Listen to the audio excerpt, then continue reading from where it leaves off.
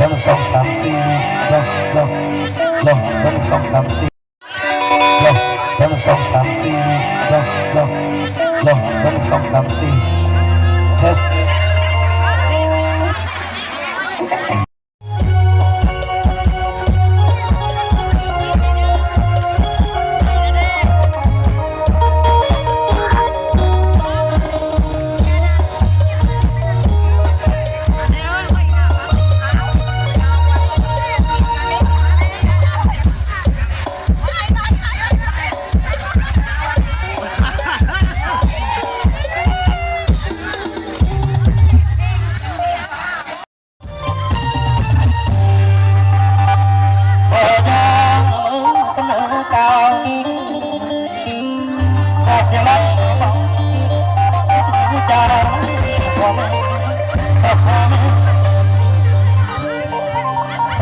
ก็ตามแต่ที่เคยฟังทุกอย่างสองคนหอบผ่านมาขอขอบใจเด้อน้องลาที่เสียทรงเป็นแรงใจพอเสียงล้ำลงไป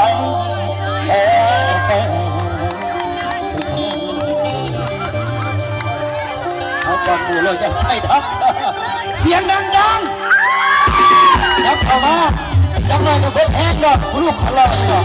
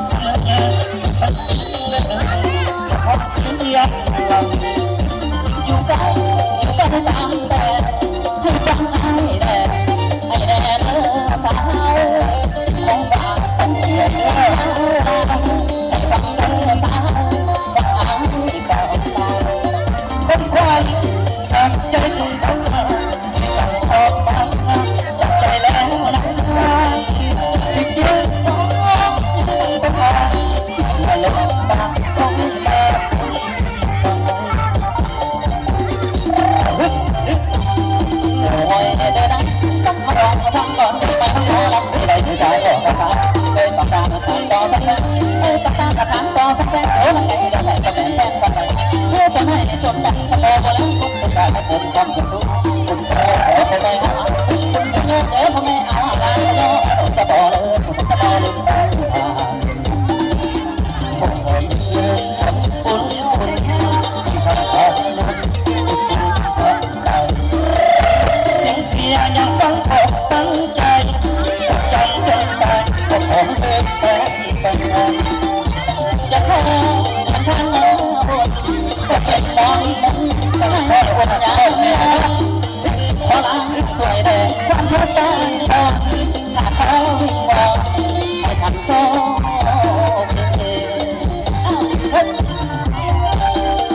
โอ้ยได้รับจะรักดีใจสุดเสน่ห์จะบ้านอยากให้จนได้สิ่งตั้งที่เพียงให้จนหัวละกันตั้งที่เพียงให้จนหัวละกันจะบอกเลยจะบอกเลยดีขนาดขอบคุณขอบใจเด้อสำหรับอะไรน้ำใจที่เราให้ได้ทำเต็มใจขอคืนเสียงชมกระทงเด้ออย่าพลาดที่ใช้ยกมือยกมือแอนเพชรนี่บ่ลึกซึ้งบ่ลึกบ่ที่ทำตอนนู้นอุดหนุนต่อไปเสียงเสียยังฟังอกตั้งใจจะจำจนตายก็ขอเดินเป็นแฟนจะขอถึงข้างเนื้อบนจะเป็นบอลดังให้บนยามนอนขอลาสวยแดงทั้งทุกด้านตอนถ้าเขาวิ่งรอให้หันซ้อน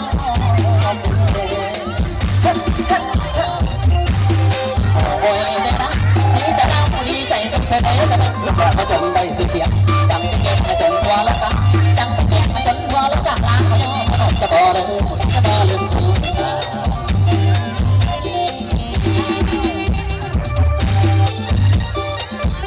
เอาขัดจนจังวงเลยเอาจนแจ้งนะเอาจนแจ้งหมดเด้ออยู่เนอะขอรายงานตัวได้สง่าสิทธิพล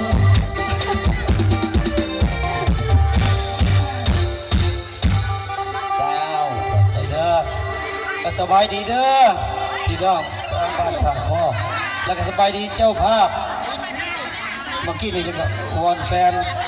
วันนี้มีหลายคนเดี๋ยวเช้าแหล่วันนาเสียงมือกับมาตะกี้ว่าสิบ่ได้มาแบกสโลมมาเลยสง่าทิติพลแล้วก็มีหลานน้อยนิพนธ์แล้วก็มีพลอยไพลินนิพนธ์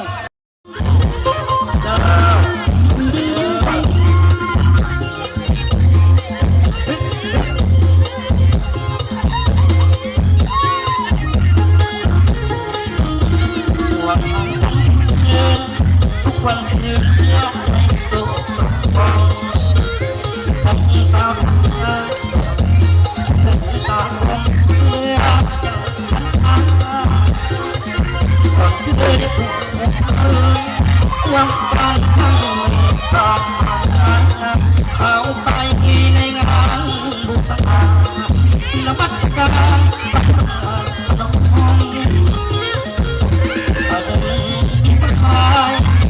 วัดอีกคันก็สักเขาจะไม่นานจะทำเขาเคยสุขสมคิดว่าพลังเอาไปจะน้ำตาคงไม่เกิดพนมในคืน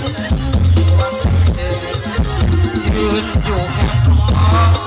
เลี้ยงมองฝักขวาหัวใจยังหงหงรักที่บุกมาที่กองบ้านยังหากจะไปหาน้องแก้วตาด้วยตัวจับมือฟังใจอ่อนเห็นคิดถึงจริงโอ้โหนัวรักลืมแล้วมองภาพเลื่อนผ่านภาพลองจังเงาบอกมันลังลาปีนังอยากให้เด็กมือคนวงเสนอวางถ้าน้องสีถ้าน้องเป็นว่าเอาถ้าน้องแบบที่เราอาคนหนึ่งสามลูกสี่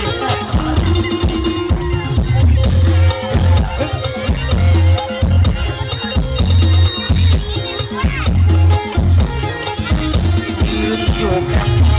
มองเงี้ยวมองปักตาหัวใจยังหงหงจะกินว่าที่ความบาง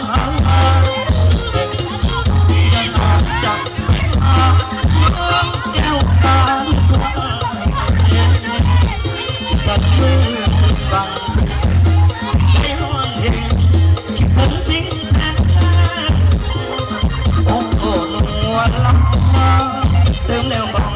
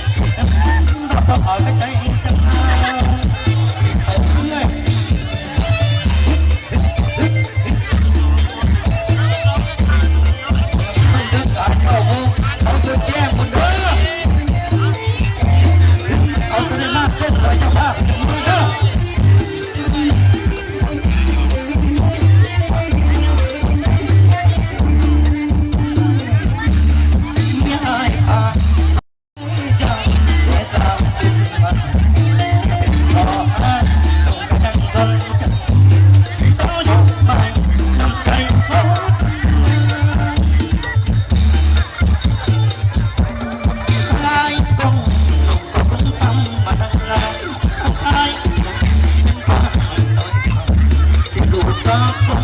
มันลำบากเจ้าคำอย่างงานคำเป็นทุกละกันสหายน้องพาเจ้าน้องมาหามเมียเก่า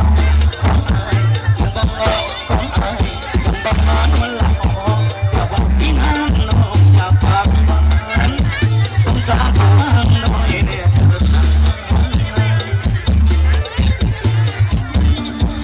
ครับน้องไม่สิขอสัญญามาน้องมาขอต้องจริงคือบอกถ้าน้องเป็นดีเป็นอะไรสองเอาเรื่องเมียเก่าน้องจะได้น้องให้ใจลูกยิงซ้ายให้น้องเลี้ยงขอเสียงขอเสียงขอคนแน่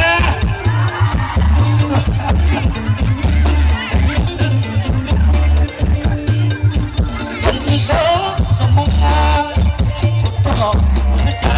ไหลเงียเคยเล่นเอาพักเมียกับพ่อสักกี่เดือนสักตั้งแต่ยังน้อยความมักก่อนที่มันสิสบายพ่อน้องยังชกโซ่พายไปต้องวิ่งว่าคนดีเจ้านี้อยู่เมืองลุงวางปล่อยให้ตาไหลลงมาปล่อยหลังที่มี